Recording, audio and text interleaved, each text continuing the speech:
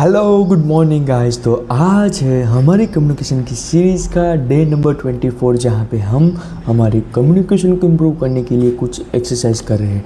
हालांकि इस सीरीज़ में हम सिर्फ और सिर्फ 2 फैक्टर पे काम कर रहे हैं, जिसमें जो पहला फैक्टर है वो है डीप वॉइस और जो दूसरा फैक्टर है वो है वर्ड ऑफ आर्टिकुलेशन। तो इस सीरीज़ में हम जितनी भी एक्सरसाइज करेंगे उन सभी के 5 रेप्स करेंगे। अगर आप भी अपनी कम्युनिकेशन में इम्प्रूवमेंट लाना चाहते हैं और अपनी कम्युनिकेशन को एक लेवल अप करना चाहते हैं तो इस सीरीज़ का पार्ट ज़रूर बनिएगा। तो चलिए शुरू करते हैं। तो कम्युनिकेशन के जो 2 मेन फैक्टर है, डीप वॉइस और जो वर्ड ऑफ आर्टिकुलेशन, उनमें से जो पहला फैक्टर है डीप वॉइस, तो उसके लिए जो सबसे पहली एक्सरसाइज है वो है सायरन टेक्निक, जिसमें हम आवाज़ को 0 से लेकर 100 तक ले जाएंगे। फिर जो दूसरी एक्सरसाइज है उसमें उसी आवाज़ को 100 से लेके 0 तक लाएंगे। और जो तीसरा है उसमें हम अपने यौन यहाँ से और इस लिप ट्रिल के द्वारा कुछ आवाज़ निकालेंगे, जिससे कि आपके कम्युनिकेशन में इम्प्रूवमेंट हो सके और अपनी आवाज़ में आप थोड़ा गहरापन पैदा कर सके। और जो दूसरी चीज़ है जो वर्ड ऑफ आर्टिकुलेशन, उसमें हमें एक पैराग्राफ को रीड करना होगा, लेकिन उसके लिए हमें कोई पेन और पेंसिल को अपने दांतों के बीच में रख के फिर उसकी प्रैक्टिस करनी होगी। चलिए हम आगे इस वीडियो में देखते हैं। जो सबसे पहली एक्सरसाइज है डीप वॉइस के लिए वो है सायरन टेक्निक, जिसमें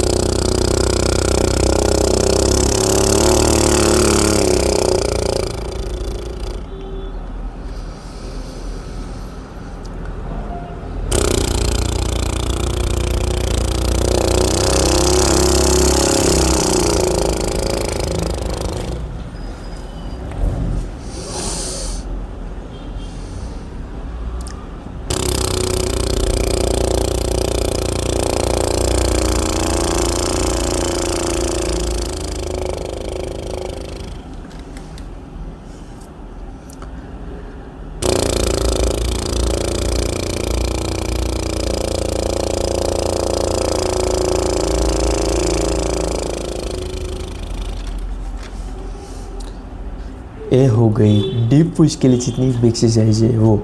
अब हम करेंगे वर्ड ऑफ आर्टिकुलेशन के लिए जितनी भी एक्सरसाइज है वो। इस एक्सरसाइज से हालांकि हम अपने आर्टिकुलेशन में काफ़ी ज़्यादा बदलाव ला सकते हैं और अपनी स्पीचेस को ज़्यादा क्लियरली तरीके से पेश कर सकते हैं। तो चलिए शुरू करते हैं। जो सबसे पहली एक्सरसाइज है उसमें हमें पेन या पेंसिल को अपने दोनों दांतों के बीच में रखना है और फिर कोई सा भी एक पैराग्राफ को रीड करना है, जैसे कि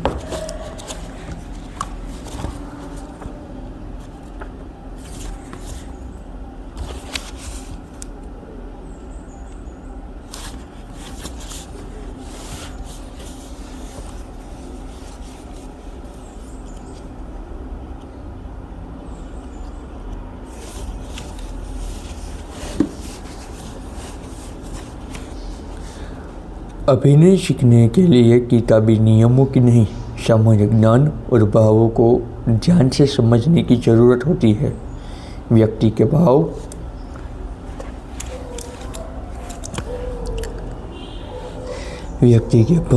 अंतर्मन को उजागर करते हैं। केवल एक प्रभाव है, मानसिक और भावनात्मक स्थिति को शारीरिक तौर पर व्यक्त करने का एक तरीका। इसको समझने की प्रक्रिया गलत सिरे से शुरू नहीं करनी चाहिए। यदि आप इशारे करने के तरीकों या भाषा में संकेतों के अभाव से परेशान हैं, तो प्रभाव की जगह कारण को समझने की कोशिश कीजिए।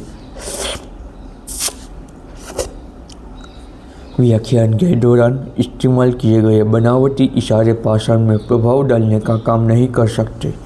यदि आगम में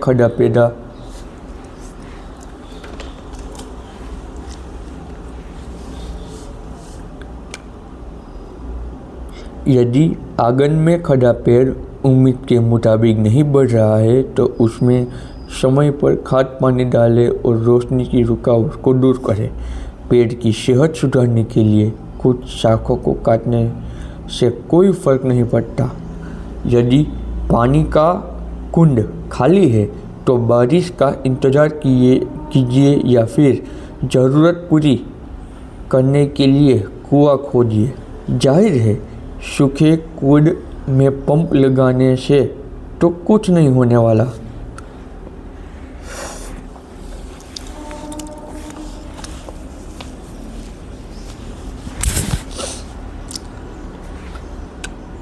जिस वक्ता की भावना और विचार पहाड़ी झरनों की तरह स्वतंत्र होते हैं, उन्हें भाव व्यक्त करने में मेहनत नहीं करनी पड़ती।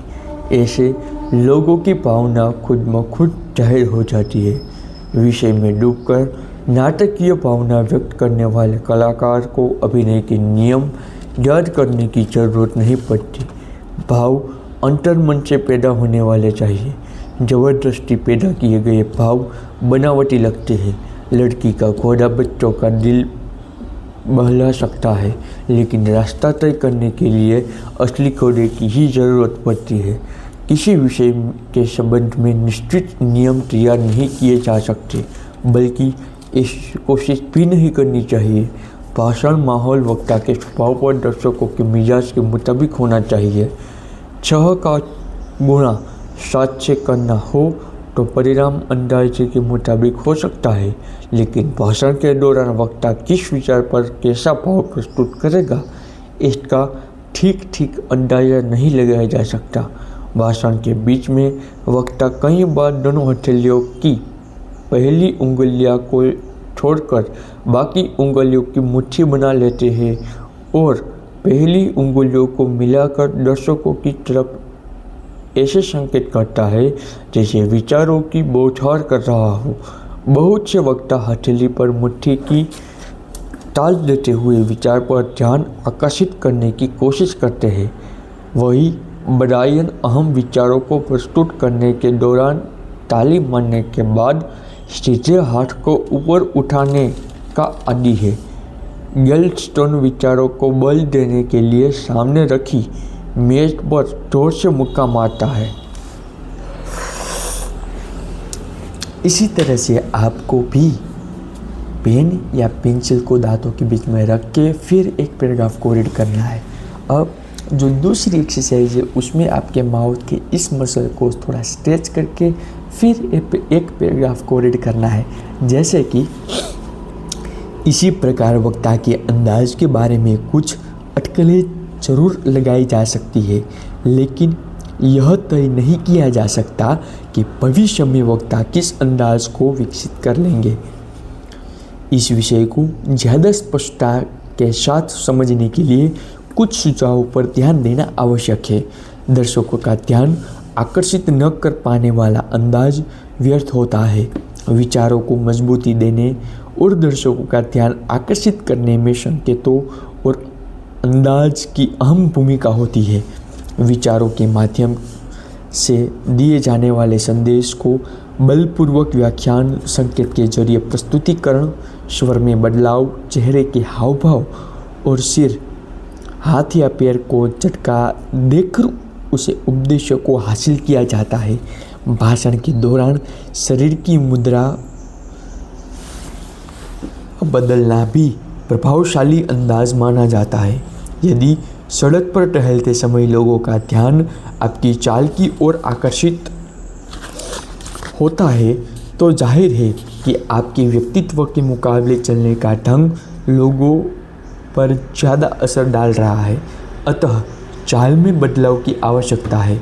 क्या आपने कभी ऐसे वक्ता को सुना है जिनके विचार चाहे समझ में आए या ना आए, लेकिन बोलने के अंदाज वशीभूत करने योग्य हो? ऐसा संभव नहीं है। दरअसल बनावटी अंदाज से कमज़ोर विचारों को आकर्षित नहीं बनाया जा सकता। अंतर्मन से उत्पन्न विचारों का भाव संदेश में छुपी सच्चाई और गहराई को प्रदर्शित करता है। इन दोनों के मिश्रण की सत्यता प्रमाणित होती है। भाषण के बनावटी अंदाज के अभ्यास और अभिनय करने के प्रयास से दर्शकों को खोखलेपन का एहसास होने लगता है। अलग अंदाज या नज़ाकत से चलने के लिए सरल या फैशन शो का आयोजन किया जाता है। सामान्य तौर पर नज़ाकत से चलना खलता है। हाथ पैरों को ठिकराने के लिए नाचने के मंच के लिए किए जाते हैं। बिना जगह हाथ पैर ठिकराना अच्छा नहीं लगता। बिना किसी मौके के नज़ाकत और दक्षता का प्रदर्शन नहीं करना चाहिए। ऐसे ही अगर आप भी अपनी कम्युनिकेशन में इम्प्रूवमेंट लाना चाहते हैं तो इस तरीके से डेली प्रैक्टिस करनी पड़ेगी। हालांकि मैं इस सीरीज से सिर्फ एक ही चीज़ कहना चाहता हूँ कि हम ये जो प्रैक्टिस कर रहे हैं वो डेली एक वीडियो डाल के फिर उसे किस तरीके से करनी चाहिए उसका एक सिर्फ और सिर्फ एग्जाम्पल पेश कर रहे हैं, ताकि आप पे भी ये मोटिवेशन बना रहे कि हम भी कुछ चीज़ें कुछ समय तक दोहराने के बाद वो चीज़ हासिल कर सकते हैं। तो अगर आप भी अपनी कम्युनिकेशन में इम्प्रूवमेंट लाना चाहते हैं और अपने कम्युनिकेशन को एक स्टेप बेहतर बनाना चाहते हैं तो इस प्रैक्टिस को करना बिल्कुल मत भूलिएगा।